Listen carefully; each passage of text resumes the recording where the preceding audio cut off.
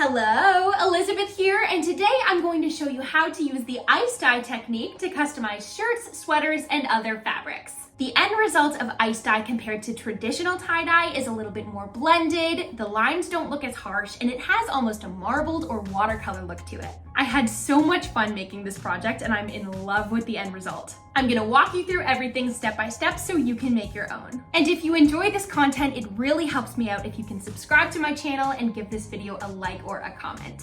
Let's do it! I started with this plain white cropped sweater and a tie-dye kit I got on Amazon. There are links to the products I'm using in the description of this video. This tie-dye kit comes with a ton of different colors, and there is powdered dye in each bottle, which for traditional tie-dye you would mix with water and apply to your fabric. It also comes with some gloves and elastic bands. I used this foil roasting pan from the dollar store to contain the project, which worked really well, so I'd recommend picking up one of these. The instructions in the tie-dye kit say to wash your clothing item before dyeing it, so I washed the sweater in my washing machine.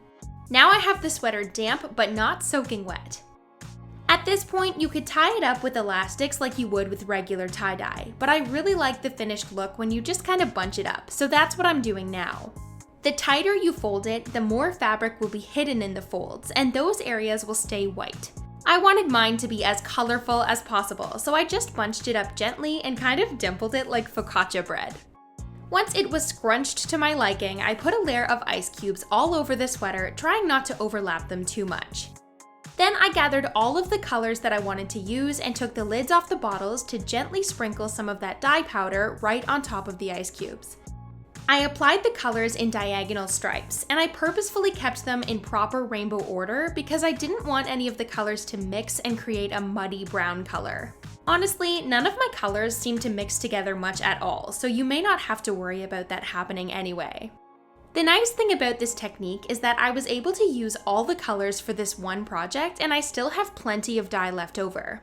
If you mix it with water for traditional tie-dye, you have to use the dye right away or else it loses its effectiveness. So you might end up wasting a lot of dye unless you have many different items to tie-dye. But with my remaining powder, I'll still be able to do plenty of other projects whenever I'm ready.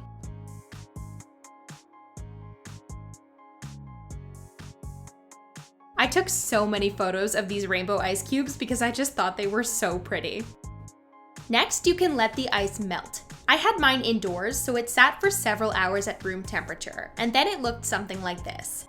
When I lifted up the sweater, it was sitting in a pool of dark colored water, and I was a bit worried that the underside was going to be an ugly mess, but it was completely fine.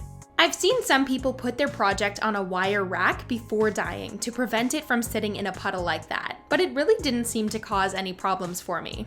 I squeezed out most of the water and then put it in a plastic bag to sit overnight.